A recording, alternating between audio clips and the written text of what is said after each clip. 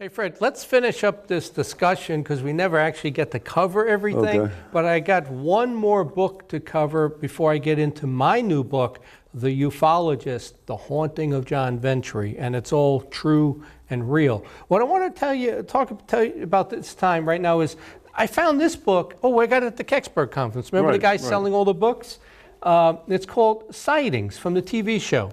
Susan Michaels, the Sightings TV show. When Fox Channel came on in the 90s, 92-ish, 93, they had two shows that got them going. The X-Files and Sightings. I love the Sightings show. It's one of the reasons I got into MUFON was because of this show. But so what they did in this one was talk about some of the evidence and the cases. And I'm just going to hit on a few things. Maybe you know about them, maybe you don't. And then we're going to talk about my book. Alfred Ledding, he was at Wright-Patterson Air Force Base, and in 1952 he left, he retired, but he was there in 47 with Roswell. He filed for a patent on a flying saucer. What are the odds of that? After the Roswell case, he filed for a patent because he knew it was real. Right. And this was right after the Roswell case. So that's kind of, not damaging, but proof. Then, like in the last episode, we talked about the subterranean worlds. Right. Well, I only knew about this one. They did an episode on the Nazi movement, which in 1919 was fueled by the Thule Society and the Vril Society. But all of that with the Nazism and the Aryan race and all of that was based on a novel. It wasn't even true. It was a sci-fi novel called The Coming Race, about subterranean humans. And they were called the Vril, and they had this weapon called the Vrilya. It was a crystal, and it could like shoot light and do things, and they could fly. And that's what he wanted. Hitler wanted any weapon, any power that he could get. And it was really interesting. Initially, they were channeling this paranormally to get information. And I told you, when you channel, you don't know who you're talking to. Right, that's the whole thing with it, yeah. Yeah, is it universal knowledge or is it demonic knowledge? So they thought they were in contact with gods. And they were getting information on how to build a interdimensional flying machine. And then this would lead to the building of the disc, the UFO that Hitler was working on. We know he was working on that. And initially, it says they thought they were in contact with gods, and then they realized there was some sort of creatures from another dimension, and they later thought they were getting information from extraterrestrials. But they didn't know what they were in contact with. And it talked about spinning Mercury and the magnetic fields and levitating and anti-gravity. And then there was the crash in 1936, which we talked about, which really gave them the information for the Hanabu series and Operation Paperclip, where we got that information from them. They said Tesla was working on the same information, and this physicist, Victor Schauberger, developed a design for a flying saucer working on tone vibrations. And we're going to talk about that in my book, because there's something to tone and resonance and vibrations. Schauberger had this figured out, and Hitler wanted him to build a UFO craft and a weapon. Schauberger turned him down and never built it, because he knew Hitler was evil, that Hitler was going to kill people with it, is what he was going to do.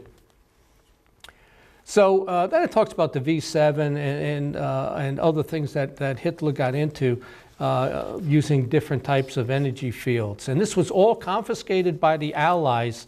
And we got 30 boxcars full of patents for weapons, transistor technology, free energy devices, synthetic oil, and flying saucers.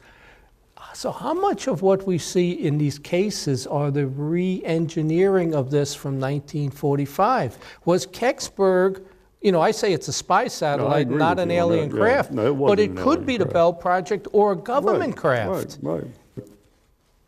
So that was one episode that I love the Sightings show. It was really good. Then they talked about this case, which I really wasn't. No, I did hear about this one. This was October 7th of 1965. It talks about the Edwards Air Force Base and a radio transmission that they got that talks about UFO officers at all our military bases. Yeah, they do. They have one. Yeah, and we remember I put something in the journal. If you were a military officer to come forward, and 2 people came forward. Yeah. So think about that. Every military base in the 50s and 60s had a UFO officer. That proved that there were UFO officers. And the officer's name on this tape was Captain Ballant. So we actually know who the UFO officer was. And that took place in October of 1965. Do you know that someone sent me that tape? And I threw it in our raffle basket because I don't have a cassette player anymore. I had the actual tape and I listened to it of this, but it's out there. I'm sure you can get it on YouTube, right? So the interesting thing was what they were talking about was being at Edwards Air Force Base and a meeting that took place when the UFO showed up. What happened was 700 of the world's greatest scientists and engineers were sleeping in the guest housing at Edwards Air Force Base to attend a technical conference called on the X-15, a hypersonic experimental spacecraft. That's when the UFO showed up. That sounds very similar to the day the Earth stood still. Remember when they had all those scientists together and the craft showed up? But you know, you get into the X-15. Now, you're looking back in the 60s, 50s and 60s, you had the X-15. That was supersonic back then. Yeah. What do they have now compared to that? I mean, that was supersonic back then. Well, I tried to tell Anderson Cooper when he had me on the show in 2012, and he says the government can't keep secrets. I told him the stealth fighter is a 1976 craft that we brought out 12 years later. What do you think we got now? If the stealth fighter is so great, that's old technology. That's 30, 40, that's 40-year-old technology we have right now is the stealth fighter. All right, the last case I wanted to talk about here, this one was really interesting, a show that they did on sightings, this is in Israel, Carmel Circle, and they sent, it's a crop circle, and they sent the information to Professor Dr. Levengood. Levengood did the analysis on the Bucks County case that I was involved in. That was Dr. Levengood. So they sent it to him, the crop circle. What they said was the nodes of the wheat or the corn, whatever it was blown apart. And they found material in the Carmel field. It was 99.8% pure silicone. That does not occur naturally anywhere on Earth. That has to be made in a laboratory. So when they get a crop circle, they find this pure silicone, which has to be created. It's not a natural thing. It's the same thing they found in the Socorro, New Mexico case with Zamora. And then they said the case in Israel took a weird turn in January of 1995 and went from crop circles to animal mutilations. And they showed up at this ranch or farm, and all the animals were already dead except for the dog. When they approached the dog was whimpering in the corner, and when they looked at him, his eyes were closed, and he had no eyeballs. His eyeballs were removed. 15 minutes later, the dog died. They went into the farm. They found 3 dead sheep. They were shaved at this cheekbone and a hole drilled into the cheekbone.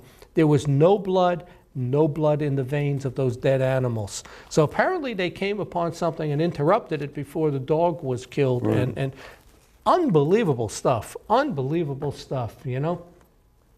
Okay, the next thing I wanted to talk about, and you can have this copy. This is my new book, The Ufologist, The Haunting of John Ventre. And I wanted to, we talked about this a few months ago, I think in July when we did the show, was my paranormal stuff, and I'm not going to rehash that, but I had never known if what out-of-body experiences I had, lucid dreams that seemed very real. And is this an alien abduction or is it demonic? Because there was always the demonic side of it too. I'm 100% convinced now that what I've experienced my whole life since 4 years old, and predominantly from the time I moved to Oklahoma in 1990 to the present, has been demonic activity. I'm trying to figure out why. But when was the last time you had anything happen? Actually, just recently. A couple of things happened. They're still in the house. it's funny, a couple of things. One thing was, I say my prayers at night. So, and I got kind of, because you know me, I get kind of a little annoyed. I said, after I said my prayers, I said, God, give me the sword of Michael.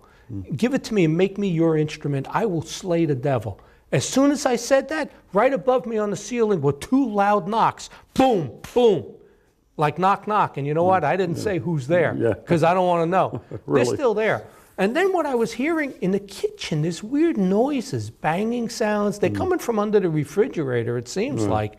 And a couple of days, what I heard was, like my dog, he's a 108-pound Doberman. When he walks on the tile floor, you hear his nails. The dog is with me on a rugged room, and I hear something walking across the tile floor. And it's not a mouse, because this is heavy like the dog, like imitating the dog. And a couple of times at night, I laid down, the dog's at the foot of, at the chair at the foot of the bed, and I hear it running across, and I look to make sure he's there and not downstairs. I don't know what it is, but they're not gone. They're still in the house, but we'll get to that. What I wanted to tell you, though, is not only in the book, what I put in the book was I took all my experiences, and the first 2 chapters are a fictionalized version of what happened to me for a movie, for a TV show. Right. So I added to it, because I added things that would make it just a better story. So, if anybody out there wanted to do you did like a couple researchers. Right, a lot of researchers do and say this is the truth. Right, but no, what I did was the first 2 chapters are the fictionalized version, and I say that. Later you'll read what really happened, which is what we talked about. But the interesting thing was, the big question I've had over the last year was, how powerful are these demonic entities? Like, what can Satan do? What can the levels below him do? Principalities, powers, archangels that are demonic. How strong are they? What can they do? Can they destroy this whole building? Could they destroy a continent? Or are they only strong enough to throw this table across the room, which they've done? I could never get an answer. I went through a whole bunch of religious books, writers. Nobody talked about how powerful angels and demons are. Are they just a little stronger than us? So it's amazing how things happen, Fred. I go to Scotland in June on vacation, and I contact Steve Mira, who writes Phenomenon magazine. So I said, Steve, I'm going up to Scotland. Is there anybody I can meet with, just have lunch with somebody and talk about this? And he goes, yeah. He puts me in contact with the editor of the magazine, who lives right there, and another guy. The editor is Brian Allen, and the other guy's Rob Ritchie, and he writes a column. And they live right in that area where I was in Edinburgh. So we have a 4-hour lunch. 4 hours. And I bought, and we were talking about everything, UFOs, demonology, and all. It's interesting. Brian Allen felt that there is negative energy, like dark matter, that our minds tap into, and we create it. Right? It's not a physical being that does this. Our mind almost has telepathy, and we could make that cup fall off the table, right? So, but his theory to me means if the demonic attack happens, that means it makes me a bad person because I had negative thoughts that made it bad, right? Where if you were a good person, you'd have good things happen. So I don't believe his theory. And the other guy, Rich Ritchie, he seemed to think of that metaphysical universal consciousness like a medium. You could tap into this knowledge out there. But again, who are you tapping into? Right. So we had a great talk, but I found out 2 things that I was able to finish my book.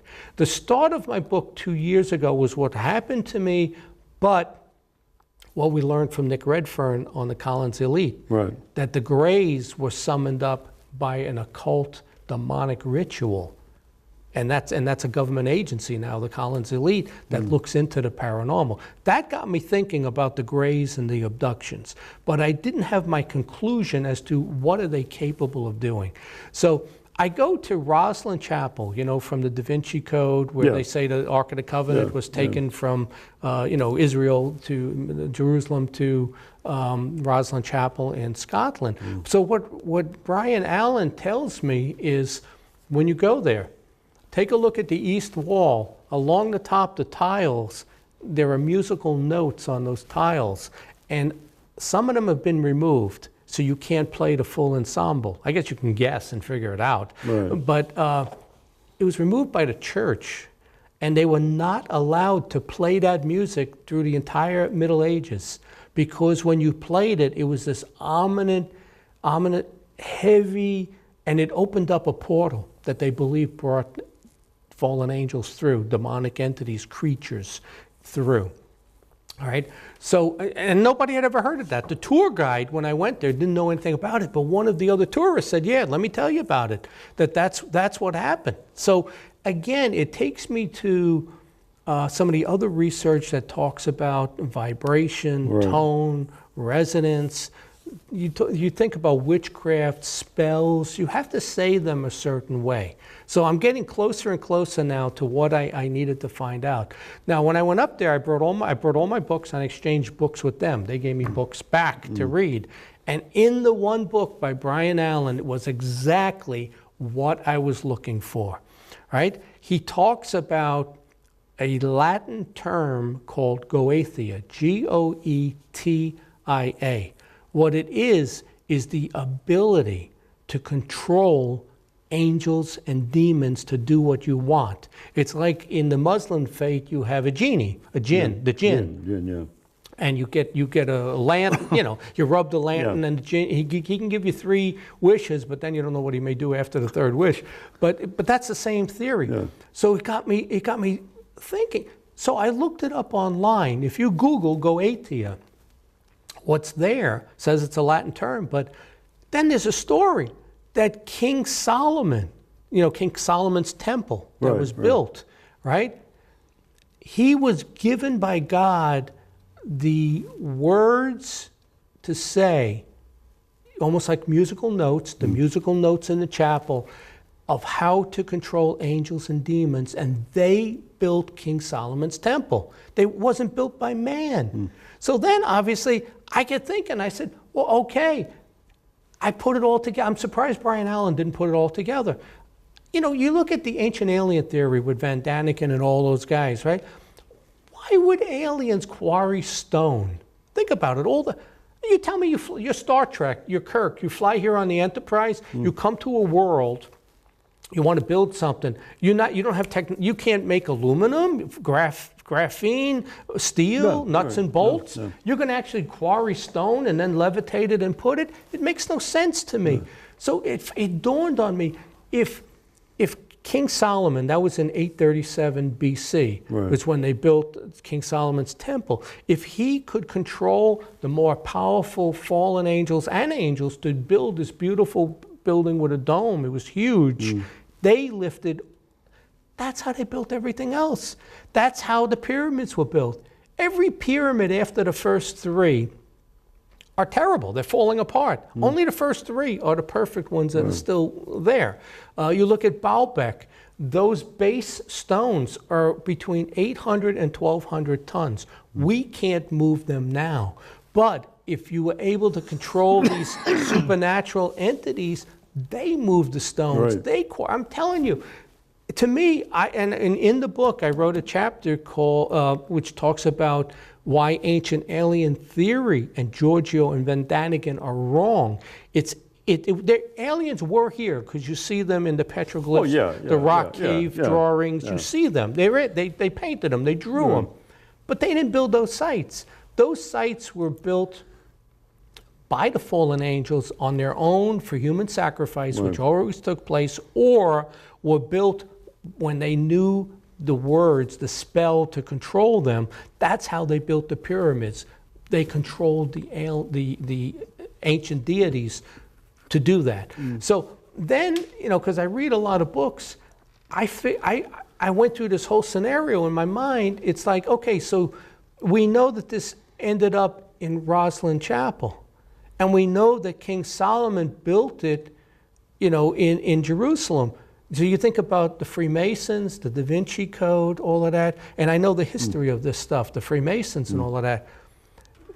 When you look at the Templar Knights, right? They went from France to Jerusalem to King Solomon's temple, stole all the gold, and they say the Ark of the Covenant.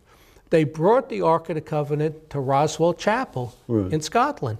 In the Ark of the Covenant, it may be Christ's chalice that he drank from, it may be the Ten Commandments, but it was definitely a scroll that had the words, the correct words and musical notes and how to say it to control the angels and the demons. Think about that. That had to have been in the Ark of the Covenant. And it was brought to Scotland to hide in Rosslyn Chapel, and that's where they put those notes up along the ceiling. And then you look at the Freemasons, because the Freemasons came after the Templars. What happened with the Freemasons is when you become a Freemason, you go through a ritual ceremony of the killing of Hiram Abief, who was the first Freemason. He was one of the people involved in the building of King Solomon's temple. There was only 3 humans who knew how to build the temple because they had the scroll, they had the spell. So he was attacked, him and the other guys, and they were told, you're going to tell us how to build this or we're going to kill you. And they refused to give it up and they were killed. So the Freemasons, they reenact this ritual of the killing of Hiram Abief, who wouldn't give it up. That's the scroll that was in the Ark of the Covenant, and that started the Freemasons. So you run through the whole history, it makes total sense to me that if King Solomon's temple was built by having this ritual to control them, it's like having the 3 wishes. Right. A lot of the ancient sites were built the same way. It was brought to Rosslyn Castle in Scotland. The notes are there, removed by the church, so you couldn't play those notes. But the whole thing talks about you have to use the correct words. If you change a word, you lose the frequency, the vibration, the tone. That's why when I wrote this book too, and you talk about the exorcism, it was always done in Latin. I found a church in Latrobe that does a Latin mass now. I go once a month there because it's all done in Latin. I don't know what they're saying, but it's done in Latin. But when you say it in Latin, it has a different frequency. Oh, yeah, you can sing it. Yeah, it's like singing in a high note or a low note, right? So when you change that stuff, like the Ritual Romanum, which is the exorcism, what the priest says, when he says it in English, it doesn't have the same power as if you said it in Latin, because it has been said that way for 1,000 years. It's hugely more powerful than saying it in English. I'm telling you, Fred, That's maybe why they changed it. Well, they changed it to make it easier for these other people, because nobody was learning Latin. They don't know what it meant.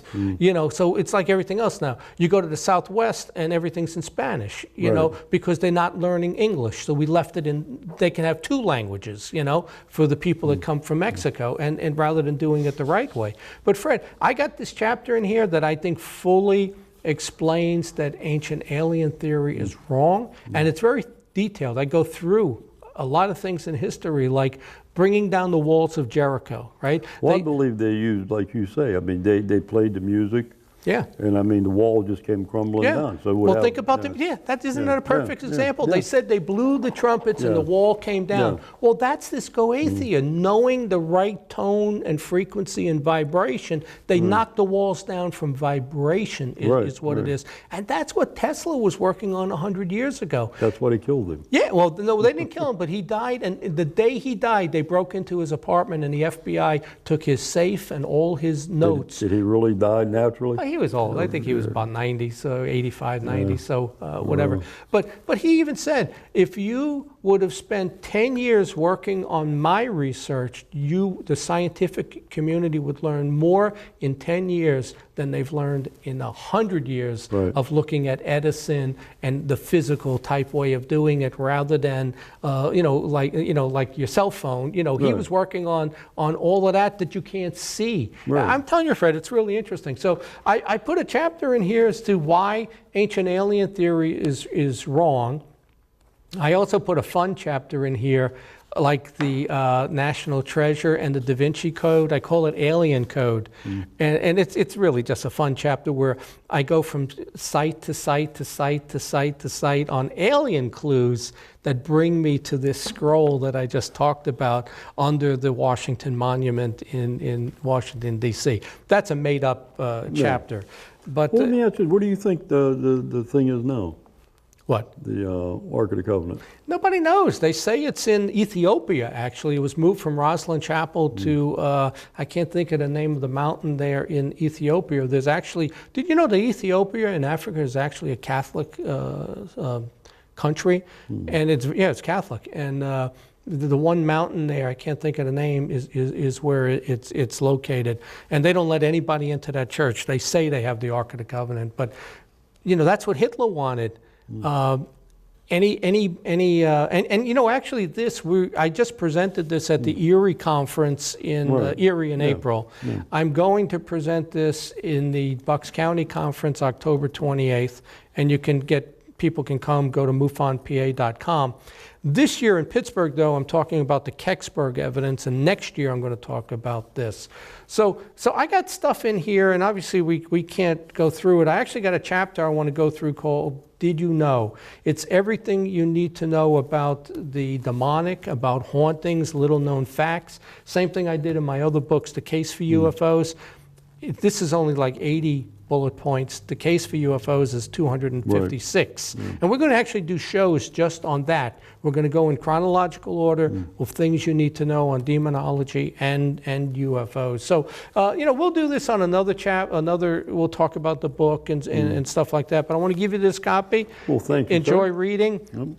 And like I said, I think there's a huge overlap between the gray alien abduction and what goes on in demonology. I believe this gray here is not an alien, but there is UFOs. There are good pictures of spacecraft, and what the abductions that took place in the 60s and 70s, totally different than what goes on now. And I actually think, to be honest with you, Fred, this book is the best book on demonology you'll learn from.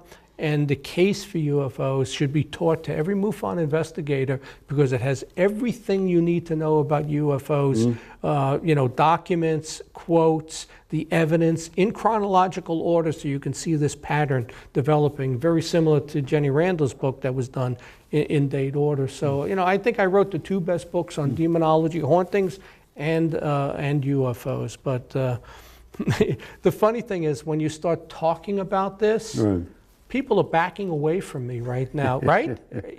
They're backing away from me. What do you mean Ventre thinks the Greys are demons and not aliens? People want it to be aliens because the aliens are here to help. I've never thought they were here to help. Well, I agree with you. I think maybe some of them are here to help, but I think some of them are here to hurt. Yeah. I mean, anybody that comes into your house at night, takes you up to the ship, probes you, they can't be good people.